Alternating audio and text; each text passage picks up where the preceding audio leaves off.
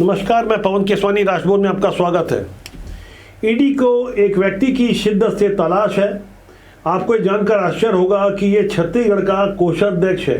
2022 में जब राम गोपाल अग्रवाल नामक कांग्रेस के कोषाध्यक्ष के ठिकाने पर जब छापेमारी हुई थी, तभी कुछ अहम दस्तावेज मिले थे। हैरानी की बात यह है कि अब से 6 महीना पहले अप्रैल में जो कांग्रेस का राष्ट्रीय अधिवेशन गुजरात में हुआ था, तब अहमदाबाद जाने के लिए जिन 55-56 नेताओं की सूची जारी हुई थी, उसमें भी राम गोपाल अग्रवाल का नाम दर्ज था। वही राम गोपाल अग्रवाल जो ईडी के रिकॉर्ड में फरार है, लेकिन कांग्रेस के रिकॉर्ड में आज की तारीख में वो कांग्रेस के कोषाध्यक्ष हैं।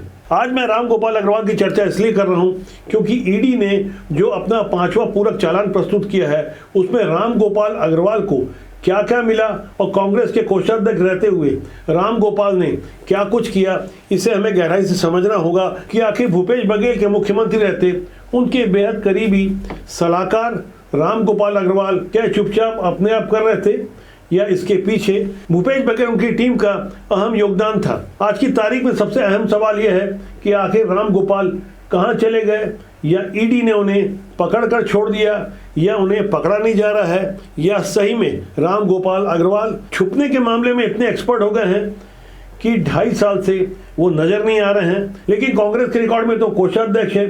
जब कोषाध्यक्ष गायब है तो आखिर कांग्रेस का कोष कौन संभाल रहा है, उनके बिना आर्थिक लेन देन कैसा हो रहा है, राम गोपाल अग्रवाल को किसने छुपाया है, वो कहां छुपे हैं, और भूपेश बघेल से उनके कैसे संबंध हैं, और भारतीय जनता पार्टी के नेताओं से भी राम गोपाल अग्रवाल के कैसे संबंध है, क्या आज की तारीख में उन्हें कोई बचा रहा है, इसे हम आगे समझेंगे। लेकिन उससे पहले राम गोपाल अग्रवाल की राजनीतिक पृष्ठभूमि पर भी गौर करना होगा। धमतरी के कारोबारी राम गोपाल अग्रवाल 2013 में अचानक छत्तीसगढ़ प्रदेश कांग्रेस कमेटी के कोषाध्यक्ष बनाए गए। उनके लिए दावा किया गया कि वो पहले से कांग्रेस से जुड़े हैं। हालांकि उनकी असल पहचान 2013 में ही छत्तीसगढ़ में कांग्रेस के संगठन में देखी गई। राम गोपाल अग्रवाल ने अभी तक कोई चुनाव नहीं लड़ा, लेकिन वो कांग्रेस के बेहद कद्दावर और मजबूत पदाधिकारी बने रहे। छत्तीसगढ़ का कांग्रेस का राष्ट्रीय अधिवेशन फरवरी 2023 में छत्तीसगढ़ में था, लेकिन उससे पहले 20 फरवरी 2023 को ईडी ने जब इनके ठिकानों पर छापा मारा, तब सबका ध्यान इनकी हरकतों पर गया। इसके बाद ईडी ने 21 जुलाई 2023 को भी रायपुर के अनुपम नगर स्थित राम गोपाल अग्रवाल की कोठी पर दूसरा छापा मारा। इस छापेमारी के साथ पता चला कि राम गोपाल अग्रवाल का कारोबार कहां-कहां और कितना फैला हुआ है। इस 21 जुलाई 2023 की तारीख से ही राम गोपाल अग्रवाल को छत्तीसगढ़ में किसी ने नहीं देखा। यदि किसी ने देखा हो तो कमेंट सेक्शन में लिखिएगा। यहाँ गहराई से बात यह भी समझनी होगी, 2023 के आखिरी में विधानसभा चुनाव थे। ऐसे में सत्ताधारी दल का कोषाध्यक्ष गायब हो जाए और वो मिल न सके, यह भी कम हैरान करने वाली बात नहीं है। उनके गायब होने के करीब 8 महीने बाद 18 मार्च 2024 को छत्तीसगढ़ कांग्रेस के प्रभारी महासचिव रहे। प्रभारी महासचिव यानी सभी महासचिव के ऊपर वो महासचिव जो कि कार्यालय के काम को देखता है, ऐसे प्रभारी महासचिव रहे अरुण सिसोदिया ने एक लेटर बम फोड़ा और साफ तौर पर यह लिखा कि 5 करोड़ 89 लाख का घोटाला हुआ है। मैंने खुद अरुण सिसोदिया से राम गोपाल अग्रवाल के बारे में बात की तो उन्होंने ऑन कैमरा कुछ चौंकाने वाले खुलासे किए थे। आपने आरोप लगाए थे, तब से राम गोपाल अग्रवाल उसके बाद से फरार है। कई और मामलों में उनकी तलाश जारी है। देखिए, सबसे जो जरूरी बात इसमें बताना चाहूंगा कि 5 करोड़ 89 लाख रुपए का एक टेसू मीडिया नामक कंपनी जो कि दिल्ली के एड्रेस पे थी, और वो एड्रेस भी फर्जी था। उस पे वर्मा नामक किसी लड़के का, जो कि विनोद वर्मा जी के पुत्र बाद में पता लगा वो उनके पुत्र थे, जिसमें कि उनको भुगतान हुआ था। लेकिन वो भुगतान मेरी नजर में जायज नहीं था, क्योंकि जो खर्चा दिखाया गया था कोषाध्यक्ष के द्वारा वो किसी भी रूप में जायज नहीं था। तो वही बात हमने प्रदेश अध्यक्ष को लिखा था, जो कि हमने आंतरिक पत्र लिखा था, बाद में मीडिया में आ गया।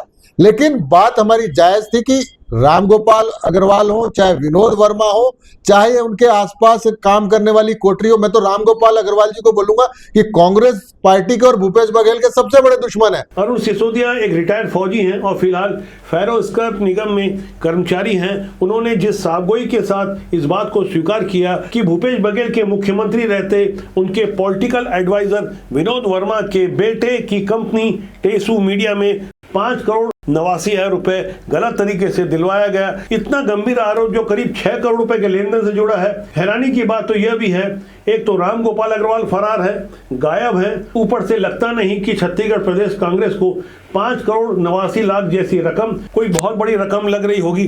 दरअसल ये मामला उससे भी कहीं आगे सैकड़ों करोड़ से जुड़ा है, साफ तौर पर भूपेश बघेल से जुड़ा है। ऐसा मैं इसे जिम्मेदारी के साथ कह रहा हूं क्योंकि ईडी ने अपने आरोप पत्र में साफ तौर पर बताया है कि भूपेश बघेल के मुख्यमंत्री रहते उनके बेटे चेतन बघेल की ओर से राम गोपाल अग्रवाल के कोषाध्यक्ष रहते उन्हें सैकड़ों करोड़ रुपए दिलवाए गए। बड़ी जिम्मेदारी से 7,000 पेज का जो 5वां पूरक चालान प्रस्तुत किया गया है उसमें राम गोपाल अग्रवाल के बारे में विस्तार से जानकारी दी है और भूपेश बघेल के कनेक्शन के बारे में भी साफ तौर पर बताया गया है कि किस तरह से कोयले के 25 रुपए टन की दलाली वाले काम में राम गोपाल अग्रवाल के अलावा सौम्य चौरसिया, रानू साहू और समीर विश्नोई किस तरह से इन्वॉल्व हो गए थे। जिसके बाद वर्ष 2022-23 में ईडी ने राम गोपाल के अनेक ठिकानों पर कई बार छापेमारी की। शुरुआत में तो नकदी के अलावा ढेर सारे ऐसे कागजात मिले जो साफ तौर पर बता रहे थे कि भूपेश बघेल मुख्यमंत्री रहते किस तरह से संगठन को चला रहे थे, अपनी जेबी संस्था की तरह चला रहे थे। यदि आज की तारीख में राम गोपाल अग्रवाल पकड़े जाएं तो क्या होगा? समझने वाली बात यह है कि उनके विरुद्ध लुकआउट नोटिस भी जारी हो चुका है, जगह जगह छापेमारी की जा रही है, पड़ताल की जा रही है। लेकिन पुराने मंझे हुए व्यापारी रहे जिनका करोड़ों अरबों का व्यापार चलता रहा, ऐसे राम गोपाल अग्रवाल को छुपा कौन रहा है? कई बार ये चर्चा उठती रही है कि वो भारतीय जनता पार्टी के पुराने कोषाध्यक्ष और विधानसभा अध्यक्ष रहे, गौरीशंकर अग्रवाल के निकट के रिश्तेदार हैं, तो कोई समझी बताता है। हालांकि इस बारे में कोई आधिकारिक पुष्टि नहीं हुई है, लेकिन राजनीतिक गलियारों में ऐसी चर्चा आम बात है। गहराई से यह भी समझना होगा कि राम गोपाल अग्रवाल आखिर पकड़ा क्यों नहीं जा रहा है। वर्षों से उनके गायब रहने और ईडी के आरोप पत्र में शामिल होने के बाद भारतीय जनता पार्टी की ओर से कैबिनेट मंत्री रामविचार नेताम ने साफ तौर पर कह दिया है, चोर चोर मौसेरा भाई। जबकि डिप्टी सीएम विजय शर्मा का कहना है रोज नई नई कहानियां आ रही है। बताएं कोषाध्यक्ष के बारे में कितना माल डकार गए और डकार करके चोर चोर मौसेरा भाई सब मिल करके बांटे कहाँ हैं? अंडरग्राउंड है कहीं, लेकिन अब मुझे लगता है कि अब आना ही पड़ेगा। पूरा तंत्र मतलब प्रशासन और पुलिस भी सब कुछ उसमें झोंक दिया गया था, ये आप जानते हैं। अब ऐसे में ऐसे नई नई कथाएं जो रोज आएंगी वो गलत नहीं है, वो उसमें कहीं ना कहीं सच्चाई है, तब तो वो जांच में सामने आ रही है। भाजपा के इन बड़े कद्दावर नेताओं के बाद कांग्रेस के प्रदेश अध्यक्ष दीपक बैज भी खुली चुनौती दे रहे हैं, राम गोपाल अग्रवाल को खोज सको तो खोज लो। भारतीय जनता पार्टी जाके खोजना चाहिए, कौन रोका है उनको? जाओ किरण देव और पूरे प्रदेश अध्यक्ष लगा दो, जाके खोजे। अभी 2 दिन पहले ही कोयला घोटाले मामले में ईडी ने जयचंद कोसले को विशेष अदालत के सामने प्रस्तुत किया। जयचंद कोसले जो कभी भूपेश बघेल के पीए रहा करते थे, इससे पहले सौम्या चौरसिया के पीए थे जब वो रायपुर नगर निगम में अपर आयुक्त रहा करती थी। लेकिन जैसे ही भूपेश बघेल 17 दिसंबर 2018 को मुख्यमंत्री बनते हैं, उसके 3 दिन बाद सौम्या चौरसिया की नियुक्ति होती है। सौम्या चौरसिया की नियुक्ति के बाद पीछे पीछे जयचंद कोसले भी आते हैं। जयचंद कोसले बेहद विश्वास पात्र थे।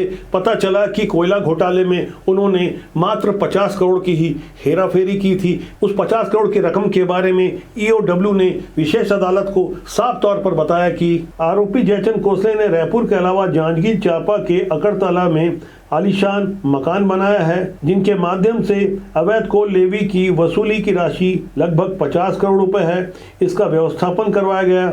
जांच में यह भी सामने आया कि अवैध कोल लेवी की वसूली का पैसा जयचंद के जरिए सौम्या चौरसिया के पास जाता था। उसी करोड़ों की रकम में से जयचंद कोसले ने अपने लिए रायपुर के सेज बहार में आलीशान मकान और अकलतरा के अंबेडकर चौक के पास अपने पैतृक मकान को महलनुमा आकृति दे दी थी। दरअसल जयचंद कोसले खनिज विभाग का कर्मचारी है और कांग्रेस के शासनकाल में वो खनिज विभाग से सीधे मुख्यमंत्री भूपेश बघेल के करीब आ गया।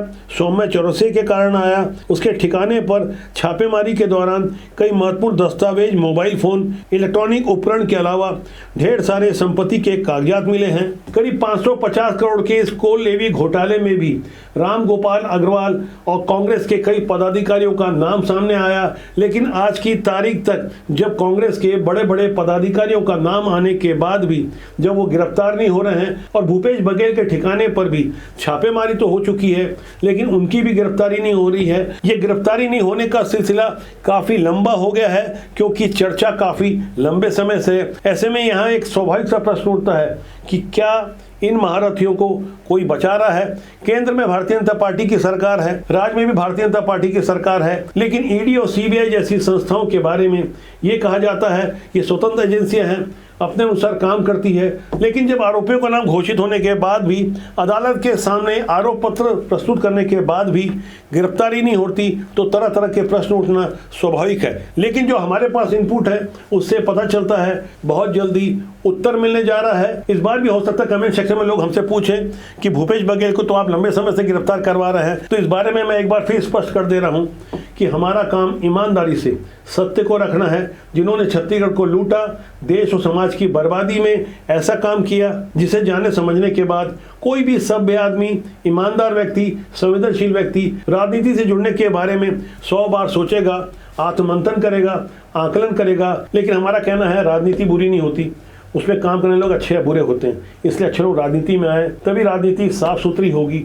यदि देश की राजनीति अच्छी हो जाए, साफ सुथरी हो जाए तो पूरा सिस्टम सुधर जाएगा, देश और समाज का भला होगा। इसलिए अच्छे लोगों को राजनीति में आना चाहिए। तो आज के लिए इतना ही। मेरा आपसे आग्रह है, चैनल को देखें, लाइक करें, प्यार दें, प्यार बांटें, सब्सक्राइब करें। नमस्कार।